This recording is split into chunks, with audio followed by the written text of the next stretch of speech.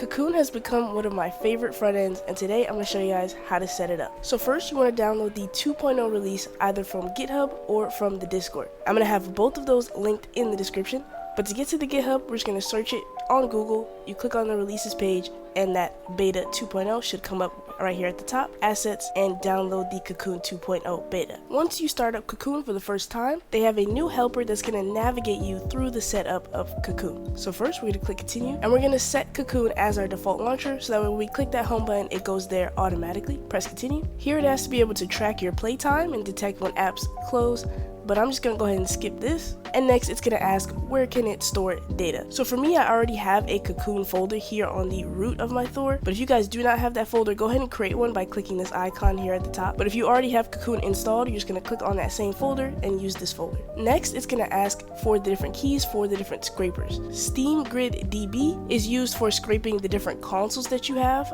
the different icons and logos for different consoles, and Screen Scraper is for your games. So I do recommend logging into both of these here, and of course if you have retro achievements, go ahead and log in as well. So when you click on Steam Grid DB for that API key, it actually tells you exactly where to go. So you just put this link in there. If you don't have an account, it's linked to your Steam account. So if you have a Steam account, you can just go ahead and log in. And then when you go to this link, it's going to give you a long key there. You want to copy it and paste it in this box. Click continue. And then it asks to download a list of the supporting gaming platforms. Go ahead and do that. Once it's done, click continue. And now here you can choose between the Smart Folders option or Simple Mode. Smart Folders is definitely recommended if you guys have huge ROM libraries. It's going to be annoying to scroll through all your games separately, but if you want more of a 3DS look with the games outside of folders, you'll go to the Simple Mode.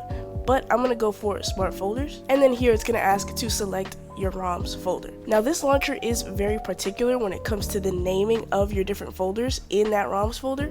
They have to be specifically lowercase and kind of named with the abbreviation rather than the full name of the console. If you don't do that, it will not detect that folder, but I'm not going to go through and change all of my folder names, so I'm just going to add these consoles separately that it doesn't detect. But now we're all ready to enter Cocoon for the first time, and here is the screen that we are greeted with. You can click on X to swap the screens, so that you have more of a 3DS look with your apps here at the bottom. Now before we get started scraping anything, I want to point you guys to the Cocoon Discord. Head to the asset repo section, download a few of those assets from different people, super cool looking, and will make your Thor look super unique and feel more like a 3DS. And even if you don't want to download any of those assets, we can get this set up right here. So to head to Cocoon settings, you're just going to go to any blank space, click A, head down to settings, and then we're going to go to library and data, head to scrape. Make sure you have scrape artwork, scrape metadata selected, and then you're going to head all the way down and click on start scraping. Now some of your consoles probably didn't get added because of the way that they're named,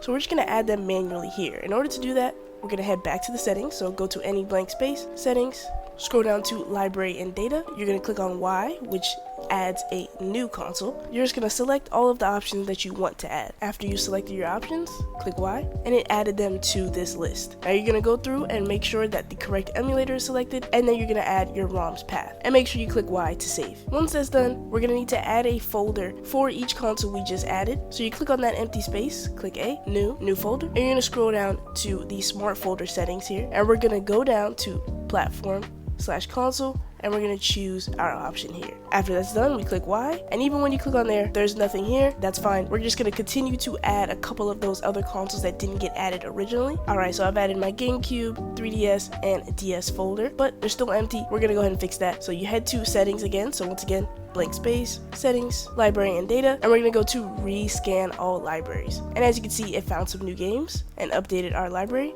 So now when we back out, we go to that 3DS folder, we have our games here. Now something that's really neat about Cocoon is it has ESDE migration, meaning that if you have all your ROMs already scraped and set up on ESDE, you can essentially point Cocoon to that folder so it uses those assets instead of re-downloading more assets. So if you've wanted to switch from ESDE, you have a huge ROM library, this is going to be the way to do it. You can also add apps to your home screen by going to the app drawer down here, selecting whichever app you want to add, click Y on there, and add to home. If you want to change the order of any of your folders, go to that empty space and click on Edit Grid. Navigate to the new spot for your folder, click A, and it'll swap. And then you click B to back out of that menu. Now at the bottom here, you have a dock where you can add apps to quickly access them at any time. So in order to add a new app to that, you're just going to select whichever spot you want to add it to, click A, and it'll open up the app drawer so you can add an app there. And once you find the app that you want to add, you click A, and it's added to the dock. And to remove something from the home screen, just click Y on it and click remove. You can also just scrape one platform by going down here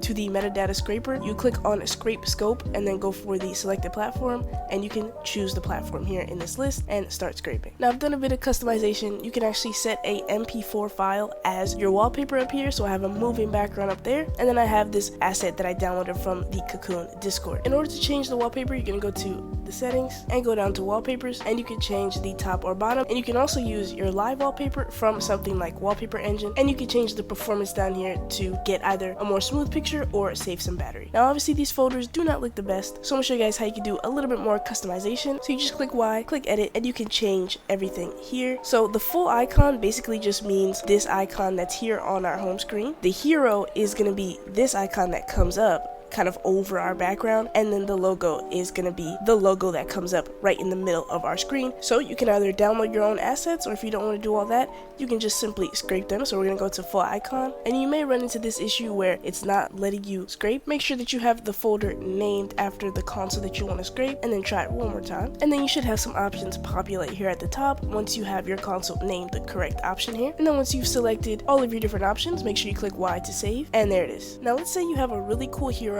but the folder icon is still appearing in the front. There is a little trick that you guys can do to get around this. So we're going to edit this folder. So what you have to do is actually just add a blank PNG, and there it is. Now if you want this picture to take up the entire top screen, you can actually change that here in the settings. So you just go to settings, head to wallpapers, head to hero setting, and then you're going to change it from vignette to full screen, or potentially none if you just want to see your wallpaper and nothing on top of it. But we're going to go at full screen, and then once we back out, hover over 3ds, now it takes up the entire screen here. Now this is an issue that I've ran into where the screens will duplicate. It'll be the same as it is on the top screen and bottom screen. Even if I switch the screens, it's still the same here. If you want to fix any of these issues that kind of arise, this is in beta, so it makes sense. You want to go to the settings, scroll down to this systems setting, and you're just going to click on restart Cocoon. Make sure you don't click on reset app data. When you click an app, it's usually always going to launch on the top screen, but if you want to change that, you simply hover over the game that you want to launch on the bottom screen, click Y, edit, and then down in the settings there's an option called launch on external display. So you just select that option, and whenever you boot it up, it's going to be on that bottom screen. Or if you want to change it kind of just on the fly, you just